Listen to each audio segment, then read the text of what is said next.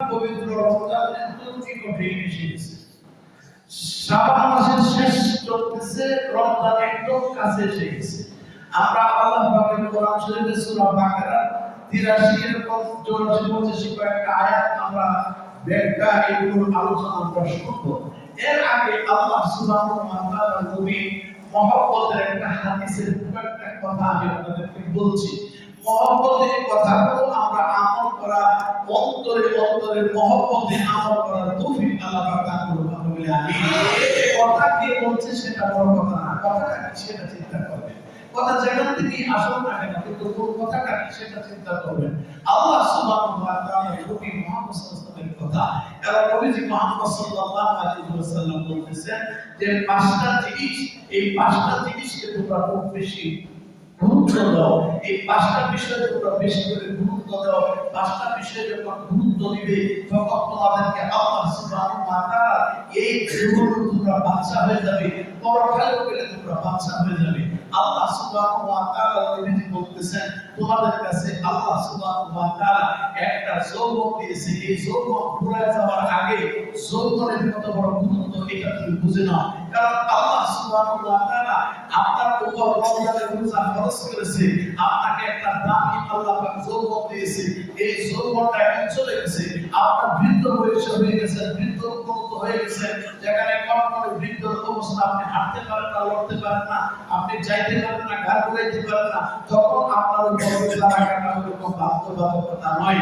কারণ আল্লাহ সুবহানাহু ওয়া তাআলা যখন আপনার উপর একটা যৌবন দিয়েছিল, তখন আপনি যদি রোজা রাখতেন তাহলে কতই না ভালো হইতো। আল্লাহ সুবহানাহু ওয়া তাআলা নবীজি মুহাম্মদুর রাসূলুল্লাহ সাল্লাল্লাহু আলাইহি ওয়াসাল্লাম বলেন যুবক বয়সে, যৌবন বয়সে যারা যৌবনে ইবাদত করতে পারবে আল্লাহ পাকের আরশ আসমানের নিচে যায়।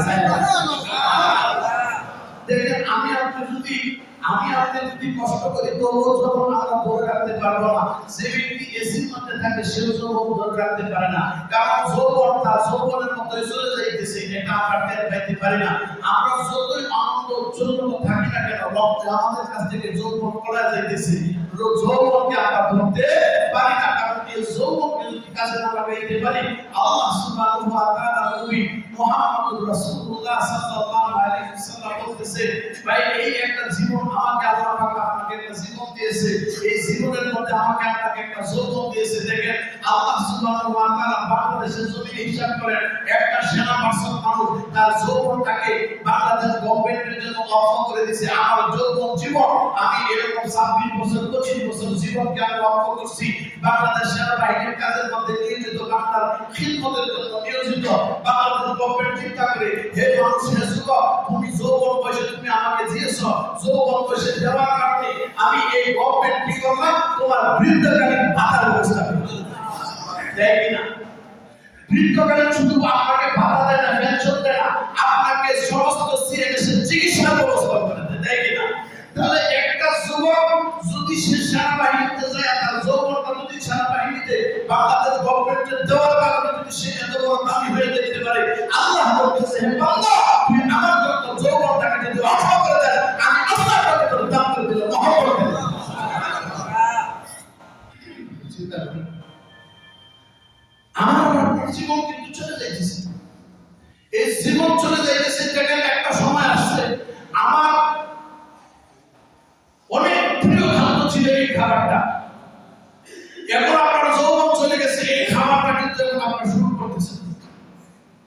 আপনি চিন্তা করতেছেন আমার একটা সময় চলে গেছে, আমি কি সুন্দর এক প্লেট থেকে 1.5 প্লেট করে নষ্ট খেয়ে ফেলেছি, এখন খাওয়ার আগে ডায়াবেটিস দৌড় দেয়, কিডনি দৌড় দেয়, আমার প্রেশার আগে দৌড় দেয়। আল্লাহ সুবহানাহু ওয়া তাআলা আমাকে আপনাকে একটা সুন্দর করে যৌবন দিয়েছে। এই যৌবনের গায়ে, এই যৌবনের মহব্বতে আল্লাহ জাল্লা জালালুহু দিয়েছেন এই হায়াত, এই এই যুবকের বয়সটা, যৌবন কালটা যেন আল্লাহ সুবহানাহু ওয়া তাআলা আমাদেরকে যেন কাজে লাগাইতে পারি, সেই তৌফিক আল্লাহ পাক দান করুন। আমরা বলি আমিন। রাসূল কারীম সাল্লাল্লাহু আলাইহি ওয়াসাল্লাম বলতেছেন তোমার যৌবন চলে যাওয়ার আগে তুমি যৌবনের হিসাব করো। তার মানে দেখেন আমি আপনাদেরকে একটা সেনাবাহিনীর একটা উদাহরণ দিয়ে বুঝাই যাব। আমি দুনিয়া থেকে আমার আপনার হায়াত চলে যাইতেছে। রাসূল করিম সাল্লাল্লাহু আলাইহি ওয়াসাল্লাম বলেন যে কেউ যদি মহব্বতে যে আমি নবী মুহাম্মদুর রাসূলুল্লাহ সাল্লাল্লাহু আলাইহি ওয়াসাল্লামের সুন্নতের ভালোবাসা রাখছে ভাই, আমি আপনি দেখেন আমার একটা বয়স, যৌবনের বয়সটা চলে গেছে। এই যৌবনের বয়সটা যখন চলে গেছে, আমি যত চেষ্টা করি আমি আবার যৌবন বয়সে চলে আসতে পারবো না। একটা মানুষ যখন তার বৃদ্ধ হয়ে গেছে, 1 কোটি টাকা 100 কোটি টাকা দান করলো, একটা যুবকের যে একটা বডি ফিটনেস, যুবকের যে একটা অধিকার, এটা ফিরে আসবে।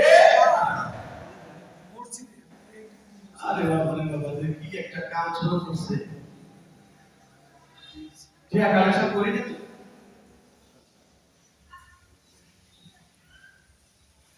আল্লাহ সুবহানাহু ওয়া তাআলা চিন্তা করেন,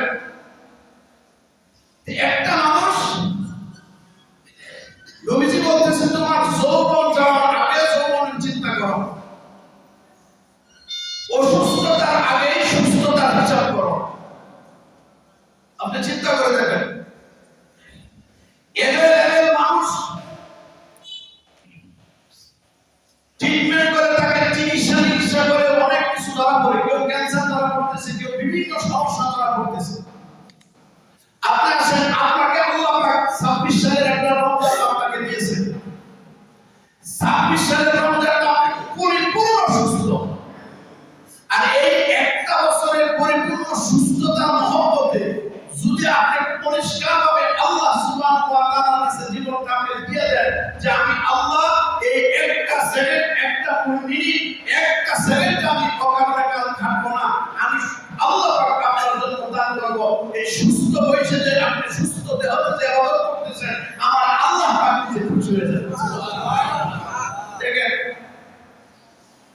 আপনার পায়ের সমস্যা, আপনার কোমরের সমস্যা, আপনি আল্লাহর জমিনে সিজদা করতে পারতেছেন, আপনি ইশারাতে সিজদা করেন, কিন্তু দেখেন আল্লাহ সুবহানাহু ওয়া তাআলা আপনাকে কোমর যখন সুস্থ রেখেছিল, আপনার যখন পা সুস্থ রেখেছিল, আপনার আল্লাহ পাক আপনাকে একটা সময় দিয়েছে। এই সময়টা যখন আপনার নাকটা দিয়া আল্লাহর জমিনে আল্লাহু আকবার বলে সিজদা করবেন, আল্লাহকে বান্দাকে খুশি হয়ে যাবে। তাহলে তুমি অসুস্থতা হওয়ার আগে সুস্থতার নিয়ামতের হিসাব করো। নবীজি মুহাম্মদুর রাসূলুল্লাহ সাল্লাল্লাহু আলাইহি ওয়াসাল্লাম দেখেন, আল্লাহ সুবহানাহু ওয়া তাআলা আপনাকে ব্যাংক ভর্তি টাকা দিয়েছে, কিন্তু আপনাকে খানার ব্যবস্থা দেয়, রুচি দেয় না। আপনি এটা খালি, এটা খালি, ওটা খালি, যেটাই খান আপনার সমস্যা তৈরি হয়।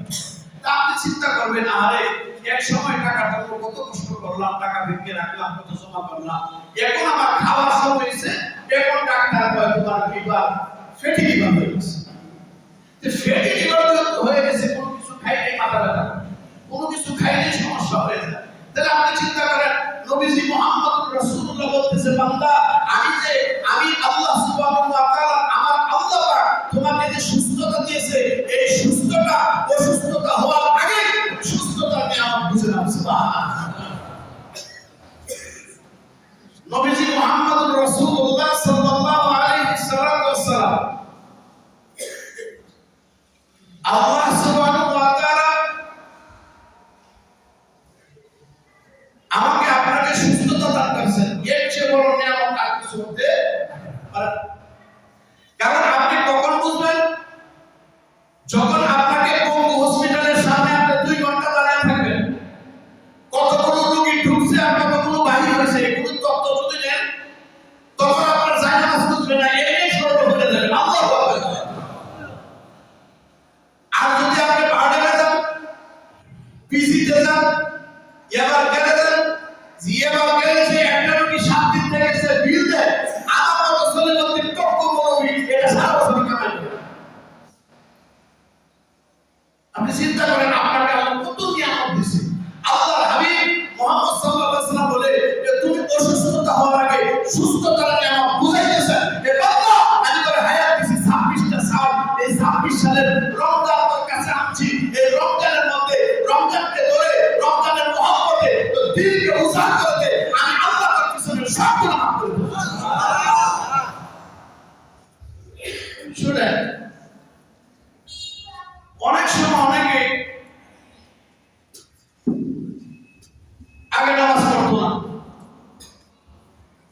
সে নামাজ পড়ে, সে আর নামাজ ফাঁকি দেয় না, কাজা করে না। আরে ভাই এটাই তো তওবা। যে গুনাহ বারংবার না করা হয়, যে গুনাহ একবার করার পরে আর এই গুনাহতে যায় না, এটার নাম তওবা। কারণ আমার জীবনে নামাজ বহুত কাজা করেছি, বহুত কষ্ট করেছি, এখন থেকে আরেক বান্দাকে নামাজ সুন্নি হয়ে গেল, আর নামাজ কাজা করলাম না, আল্লাহ ওয়াদা দিলেন তোর পিছনে সব গুনাহ আমি মাফ করে দেব।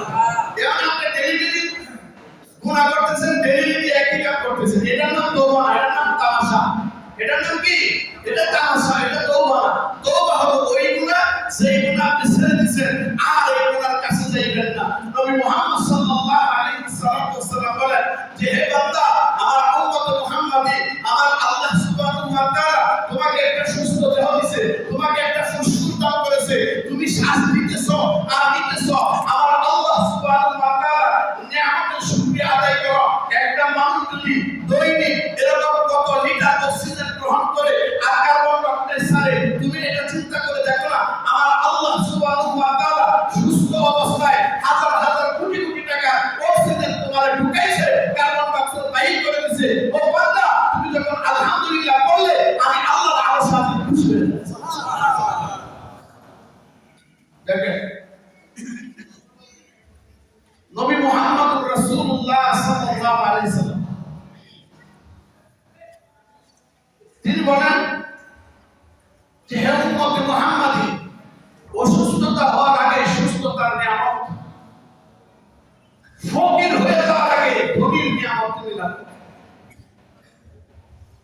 আপনি চিন্তা করে দেখেন, আল্লাহ সুবহানাহু ওয়া তাআলা আপনাকে সম্পদ দিয়েছে, প্রচুর সম্পদ দিয়েছে, আপনি জমা রাখছেন, আপনি ভয় কিছু না, বৃদ্ধ হয়ে গেছেন, তখন 1 লাখ টাকা মসজিদে দিতে চান, ছেলে কয় দেশটা, মেয়ে কয় দেশটা, ওই কাপ আছে না নাই? আছে। আমার সম্পদ আমি গর্বিত করে, আমি যদি আল্লাহর মসজিদে, আমি যদি সামাজিক কর্মস্থানে, আমি যদি সদকা করে যাই, আমি যদি চাউল দিয়ে যাই, আমি যদি মিসকিনকে দিয়ে যাই, আমার বোনকে দিয়ে যাই, আমার ভাইকে দিয়ে যাই, তাহলে এই সম্পদ জমাও থাকবে না, আমার আল্লাহ খুশি হয়ে যাবে, আমার আল্লাহ সুবহানাহু ওয়া তাআলা বরকত দান করবে। সুবহানাল্লাহ। তা আমার সন্তান তো যখন সম্পদ পেয়ে ফেলে, তখন সম্পদের প্রতি মায়া লেগে যাবে। কিন্তু আমার আল্লাহ সুবহানাহু ওয়া তাআলা তোমাকে যে একটা সম্পদ দিয়েছে, আচ্ছা যাকাত ফরজ তো ওই ব্যক্তির উপর, যেই ব্যক্তির সম্পদ আছে, এই ব্যক্তির উপর যাকাত ফরজ, যেই ব্যক্তির উপর হজ ফরজ, ওই ব্যক্তির উপর, যার টাকা আছে। আল্লাহ সুবহানাহু ওয়া তাআলা নবী মুহাম্মদ রাসূলুল্লাহ সাল্লাল্লাহু আলাইহি ওয়াসাল্লাম বলে, কেউ তো আমার কাছে হজ করতে গেল, আমার জিয়ারত করল, সে যেন আমি নবী মুহাম্মদ সাল্লাল্লাহু আলাইহি ওয়াসাল্লাম তারে আমার হাতে দেয়া আমি আল্লাহর নবীর জান্নাতে পৌঁছে দেব। সুবহানাল্লাহ। এমন টাকা পয়সা কামায় আমি জায়গা চাইতেছি, বাবা আমি এক টাকা বেচে যাবো,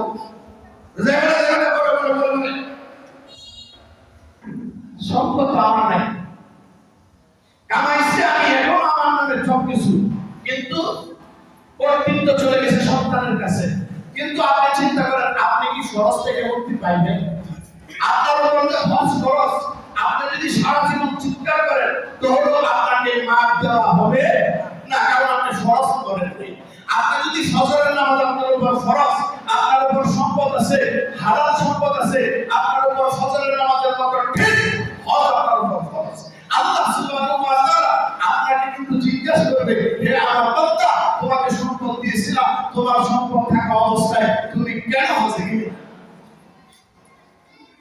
নবী মুহাম্মদ রাসূলুল্লাহ সাল্লাল্লাহু আলাইহি ওয়াসাল্লাম বলেন,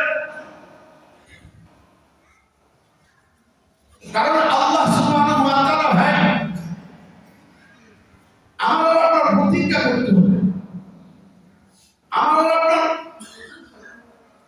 পদক্ষেপ নিতে হবে। আমার জীবনের সমস্ত কিছু ভাই চলে যাইতেছে, আমার হায়াত চলে যাইতেছে, আমার সুস্থতা অসুস্থতা চলে যাইতেছে।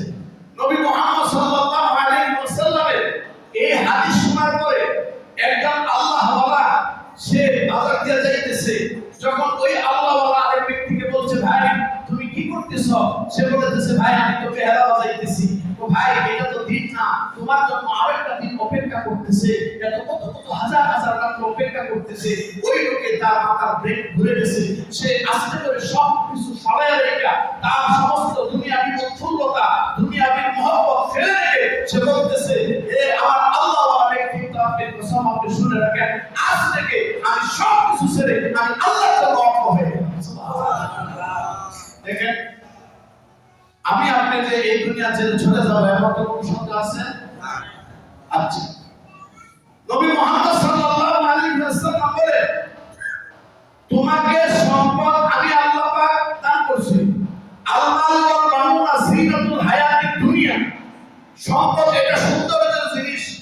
আল্লাহ পাক আমাদেরকে আপনাদেরকে সন্তান দিয়ে সৌন্দর্য দেন, টাকা পয়সা দিয়ে সৌন্দর্য দেন, ওয়া তুইজ্জু মান তাশা ওয়া তুযিল্লু মান তাশা, ইজ্জত দেন। দেখেন কত কত মানুষ আল্লাহ সুবহানাহু ওয়া তাআলা কত কত মানুষ নির্বাচনে প্রতিদ্বন্দ্বিতা করছে, কিন্তু আল্লাহ পাক যাকে খুশি তারে ইজ্জত দান করে দিয়েছে, যারে খুশি না তারে ইজ্জত দেয়।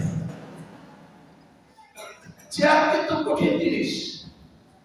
আল্লাহ সুবহানাহু ওয়া তাআলা আমার নবী মুহাম্মদ সাল্লাল্লাহু আলাইহি ওয়াসাল্লাম বলতেছে, আমার আল্লাহ তোমাকে সম্পদ দিয়েছে, এই সম্পদ আমার আল্লাহ তোমাকে দান করেছে, এই সম্পদ তুমি আমার এই সম্পদ থাকা অবস্থায় তুমি সম্পদের মর্ম বুঝো। কারণ যখন তুমি রাস্তাঘাটে চলতে কেউ তোমার জিজ্ঞাসা করতো না, আজকে সবাই তোমার সেলুট দেয়, হাজার হাজার মানুষ তোমাকে ধন্যবাদ দেয়, শত শত মানুষ তোমার কাছে আসে, কারণ তোমার অর্থ আছে, বৃত্ত আছে।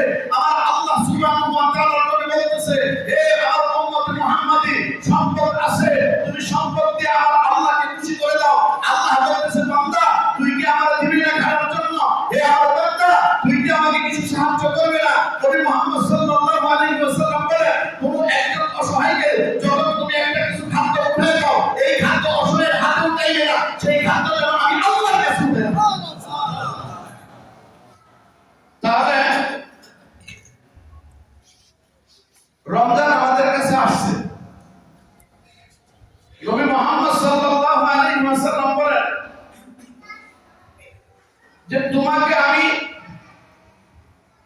সম্পদ দিয়েছি। দেখেন, সৌদি গভর্নমেন্ট, সৌদিতে গত কিছুদিন আগে একজন ব্যক্তি মারা গেছে। এই লোকের ছবি ফেসবুকে আপনারা ছবি এরকম বিভিন্ন মিডিয়াতে পাইছেন। এই লোক তার কাহিনী ছিল, বাড়ি থেকে চা বানিয়ে নিত, গিয়ে আমার কাছে চতুর্পাশে একটা আল্লাহ হাজি চা খাও, কোন সময় পানি দিত, কোন সময় নিজের কিনা সম্পদ দিয়ে খেজুর দিত, ইয়া আল্লাহ হাজি খেজুর খাও, ইয়া আল্লাহ হাজি এটা খাও। এইরকম ভাবে হাজিদের খিদমত করত। আর ম্যাক্সিমাম সময় এই লোকটা পানির ব্যবস্থা করত। জমজমের কূপের পানি নিয়ে কলসি ভরে সুন্দর করে বৃদ্ধ মানুষ তার ঝুলির মধ্যে পানি রাখত। যখন হাজিরা কষ্ট করে পানি একটু ভরে ভরে দেয়, পানি একটু ভরে ভরে দেয়। আর এই কাজটা যদি করতেন, গত কয়েকদিন আগে দুনিয়া থেকে চলে গেছেন। কারণ দেখেন, তারা আল্লাহ কিন্তু সম্পদ দান করছে। রাজি এরকম ভাবে সৌদি আরবে, আর রাজি যে ব্যাংকের প্রতিষ্ঠাতা, যে মালিক, হাজার হাজার কোটি কোটি বিলিয়ন বিলিয়ন টাকা, উনি যখন মারা যায় সব সম্পত্তি রাজি কাজের উপর লক্ষ্য করে দিয়ে গেছে। সবাই তারা প্রশ্ন করছে যে আপনি এই কাজ করলেন কেন? ভাই দেখো, আমার সন্তানের জালাকে আমি দিছি, আমার মেয়ের জালাকে আমি দিছি, আমার লোকের জালাকে আমি দিছি। সব দেওয়ার পরে তাদেরকে জিজ্ঞাসা করছি, তোমার কি আর কিছু প্রয়োজন আছে? না, আমাদের আর কিছু প্রয়োজন নাই। প্রয়োজন মিটানোর পরে সব সম্পত্তি আমি আল্লাহর জন্য দান করে দিলাম, কারণ আমি ভিক্ষুক হিসাবে আল্লাহর কাছে দাঁড়াচ্ছি। চিন্তা করেন, কত বড় মানসিকতার হিসাব আপনি চিন্তা করে দেখছেন? কত বড় ত্যাগী, কত বড় অন্তর, কত বড় প্রশস্ততা। কারণ আল্লাহ সুবহানাহু ওয়া তাআলা, আমি আপনি যখন মারা যাব, আমার পকেটে যে ৫,০০০ টাকা, এই টাকাটা কোথেকে আসছে এটা কি আল্লাহ জিজ্ঞাসা করবে না? আপনি যদি সাধারণ কিছু টাকা নিয়ে এয়ারপোর্টে যান, জিজ্ঞাসা করে এটা কোথেকে আসছে? ব্যাংকে আমি যদি আপনার অ্যাকাউন্টে যদি ৫০,০০০ টাকা পাঠাই, তখন আইডি কার্ড দেন, কারণ কি কইটা আপনার প্রমাণ রাখুন। আরে ভাই, এত কিছু যদি সাধারণ দুনিয়ার হিসাব হয়, আমি আপনি যে কবরে চলে যাব, হাজার হাজার কোটি কোটি টাকা স্থাবর সম্পত্তি ধরে আমি যে কবরে যাইতেছি, আমার কি হিসাব দরকার আছে না? নাই, এটা আমার কথা না। আল্লাহ বলতেছে তোমার তো জিজ্ঞাসা করা হয়। হে পৃথিবীর মানুষ, একটা মানুষ যদি কোনো অবৈধ টাকা নিয়ে এয়ারপোর্টে গেলে সে ধরা খায়, অবৈধ কিছু নিয়ে গেলে সে ধরা খায়। হে বাংলার মানুষ, হে উম্মতে মুহাম্মাদি, আমার আল্লাহ সুবহানাহু ওয়া তাআলার কাছে আমরা যখন মারা যাব, আমাদের এয়ারপোর্ট হচ্ছে কবরস্থান। এই জাতিকে বাংলাদেশ সামাজিক কবরস্থানে বিসমিল্লাহির রহমানির রহিম শুরু করাইবে। এই যে শুরু হবে, এটা কবে শেষ হবে এটা বলা যায় হিসাবের মধ্যে দিতে। নবী মুহাম্মদ সাল্লাল্লাহু আলাইহি ওয়াসাল্লাম, আল্লাহর নবী বলতেছে, তোমাকে যে আমার আল্লাহ সম্পত্তি দিয়েছে, সম্পত্তি থাকার আগে তুমি সম্পত্তি কি জিনিস এটা শুকর আদায় করে নিবা। নবী মুহাম্মদ সাল্লাল্লাহু আলাইহি ওয়াসাল্লাম বলে যে মানুষ, তোমাকে যে আমার আল্লাহ পাক একটা হায়াত দিয়েছে, ওই হায়াতটা মওতের আগে তুমি হায়াতের চিন্তা করো। দেখেন, আমরা তো প্রতি সপ্তাহে প্রায় মাসে এরকম 2-3টা জানাজা আমরা করি। প্রতি মাসে সপ্তাহে 1-2টা জানাজা আমরা করি। কিন্তু দেখেন, আমাকে আপনাকে আল্লাহ পাক একটা হায়াত দিয়েছে, এই হায়াত তো ভাই আমাদের চলে যাইতেছে। আল্লাহ নবী বলতেছে, তোমাকে যে আল্লাহ একটা হায়াত দান করেছে, এই হায়াতটা দান করছে, হায়াত জুমার নামাজের পরে শেষ। আমি জুমার নামাজের পরে সিঁড়িতে নামতেছি, মাথাটা ঘুরাতে আমি মারা গেছি। লা ইলাহা ইল্লাল্লাহ মুহাম্মাদুর রাসূলুল্লাহ, মারা গেছি। এখন আবার আসেন, আল্লাহ সুবহানাহু ওয়া তাআলা, আমি যে গতকালকে যোহরের নামাজ পড়ি না, এটার জন্য কি আল্লাহ জিজ্ঞাসা করবে না? আল্লাহ যদি এটা জিজ্ঞাসা করে, তাই আল্লাহর অন্যায় হবে? আল্লাহ বলতেছেন না, একটা কর্মচারী, তাহলে আমি আমার ফ্যাক্টরিতে কাজ করে একটা কর্মচারী 30 দিন কাজ করে, 30 দিনের পরে আমি তার ব্যাংকে 25,000 টাকা স্যালারি দেই, একটা মানুষ কেন আজকে সে আমার ডিউটিতে আসবে না? এটা কি তিনি জিজ্ঞাসা করার অধিকার নাই? আছে কি না? এই যদি মানুষকে জিজ্ঞাসা করার অধিকার থাকে, আল্লাহ এবার করে বলছিল থেকে শুরু করে তোর মাথার সমস্ত শিরায় আমি রক্তে রগে আমি আল্লাহ পাক রক্ত সঞ্চালন করতেছি, ঢাকাইতেছি। আমি খারাপ রক্ত নিয়ে কিডনির বদলে পাস করে দিতেছি। আমি তোর খারাপ দূষিত রক্তকে কিডনির বদলে পরিষ্কার করে দিতেছি। আমি তুই পানি খাইতেছ, প্রস্রাব করে আমি তোর ইঞ্জিনটাকে ঠান্ডা করে দিতেছি। এত খেদমত করতেছি, আমি জিজ্ঞাসা করবো না তুমি কালকে যোহরের নামাজ পড়ো নাই কেন? আল্লাহ কি এটা জিজ্ঞাসা করতে পারে না? আল্লাহ সুবহানাহু ওয়া তাআলা, আপনি মারা গেছেন, তা আল্লাহ আপনাকে জিজ্ঞাসা করবে না যে আপনি 26 সালের রমজান মাস আসছিল, রোজা কয়টা রাখছেন? তা আল্লাহ সুবহানাহু ওয়া তাআলা আপনাকে জিজ্ঞাসা করবে না। আল্লাহ সুবহানাহু ওয়া তাআলা ওনার সিসি ক্যামেরা আছে, নির্বাচন পর্যবেক্ষণের জন্য সিওসি হাজার ক্যামেরা লাগাইছে। আল্লাহ সুবহানাহু ওয়া তাআলা কয়, আমি তো ক্যামেরা বানাই দিয়েছি, ইকরা কিতাবাকা কাফা বিনাফসিকা ইয়াউম। আল্লাহ কয়, বান্দা পড়ো, বলার মধ্যে একটা সিম কার্ড আল্লাহ বানাই দিয়েছে। সিম কার্ড, এই সিম কার্ড আল্লাহ বানাই দিয়েছে, ঠাস করে করবে। কেন তুমি রোজা রাখো নাই? কেন তুমি হজ করো নাই? কেন তুমি যাকাত দাও নাই? আল্লাহ সুবহানাহু ওয়া তাআলা বলবে, আমি তোমাকে এটা করে দেই নাই? আমি গভীর রাতে আমি আল্লাহ তোমাকে সুস্থ করেছি। আমি আল্লাহ পাক তোমাকে তিনবেলা তোমাকে কল্পনার বাইরে আমি খানা খাওয়াইছি। আমি আল্লাহ পাক তোমাকে রিজিক দিয়েছি। আমি আল্লাহ পাক নদীর মাছ এত শত মাইল দূরে এই নদীর ইলিশ মাছকে আইনা আমি তোমাকে খাওয়াইছি। সমুদ্রের মাছ আইনা তোমাকে ভাড়া দিতে বসায় খাওয়াইছি। হে বান্দা, আমি আল্লাহ সুবহানাহু ওয়া তাআলা তোমাকে জিজ্ঞাসা করব, আমি আল্লাহ তোমাকে রমজান দিয়েছিলাম, তুমি সুস্থ ছিলে, দেহ ছিলে, তুমি সব দিকে ফিট ছিলে, ফিট না আনফিট আমি আল্লাহ ভালো জানি। ফিট থাকা অবস্থা তুমি কেন রমজানের রোজা রাখো? আল্লাহ কি জিজ্ঞাসা করতে পারেন না? পারেন। আল্লাহ সুবহানাহু ওয়া তাআলা নবী মুহাম্মদ রাসূলুল্লাহ সাল্লাল্লাহু আলাইহি ওয়াসাল্লাম বলেন, কেউ যদি এই যে রমজান আসতেছে, দেখেন আপনি যদি এখন শাবান মাস চলতেছে শেষের দিকে, আপনি যদি বলেন আল্লাহ আল্লাহ আল্লাহ, আপনার ঠিক হবে। যে আগামী জুমাতে যদি বলেন আলহামদুলিল্লাহ, একবার বলতে আল্লাহ পাক সুবহানাহু ওয়া তাআলা 70 বারের সওয়াব দেন।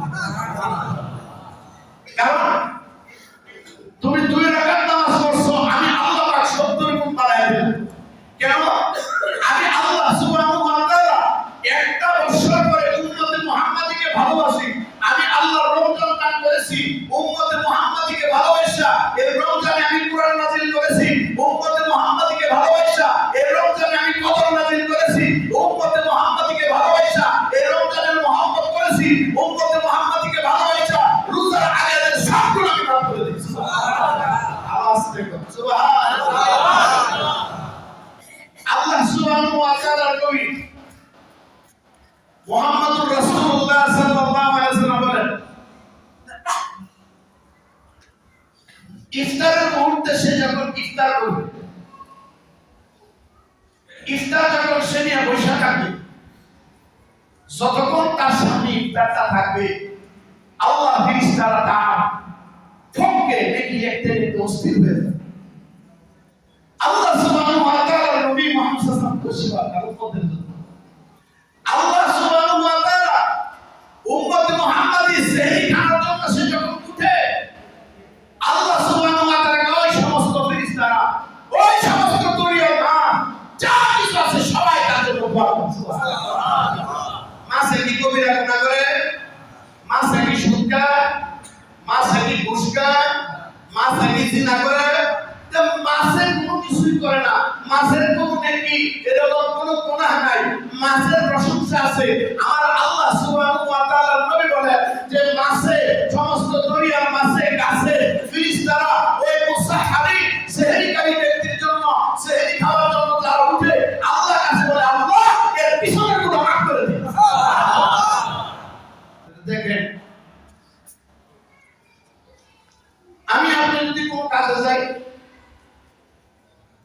টেনশন এক জায়গায় দাঁড়ায় 1 ঘন্টা চলে যায় করতে গেছি কেমনে এই দেখেন সারা রাত অনেকের কেমনে গেছে অনেকেই করতে না অনেকে দিদাদের দিকে তাকায় গেছে কি হয় না হয় সারা রাত চলে গেছে দেখেন একটা রাত কেমনে চলে গেছে আপনি জানতে পারেন না আপনার উপর দিয়া হাজার হাজার রাত চলে গেছে হাজার হাজার দিন চলে গেছে এরকম ভাবে কয়েকটা রমজান চলে গেছে তুমি বুঝতে পারো নাই নবী মুহাম্মদ সাল্লাল্লাহু আলাইহি ওয়াসাল্লাম বলতেছে আরে বান্দা আমি আল্লাহ পাক আমার নবী মুহাম্মদ সাল্লাল্লাহু আলাইহি ওয়াসাল্লাম বলে আমার আল্লাহ দয়া করে একটা বছর পরে তোমার কাছে রমজান পাঠাইছে রমজানকে আল্লাহ রমজানটা খুব ভালোবাসো মুহাব্বত করো রমজানের মুহাব্বতে আমার আল্লাহ তোমার হায়াতের মধ্যে বরকত দান সুবহানাল্লাহ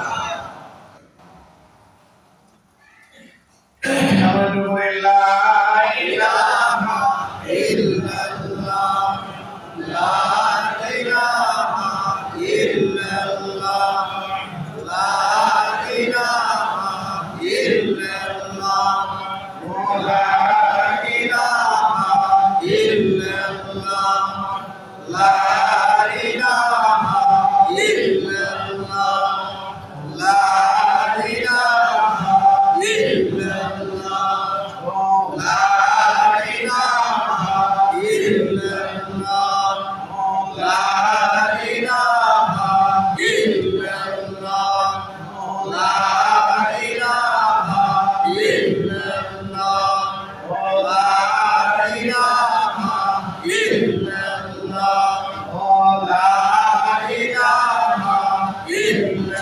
ইল্লাল্লাহ লা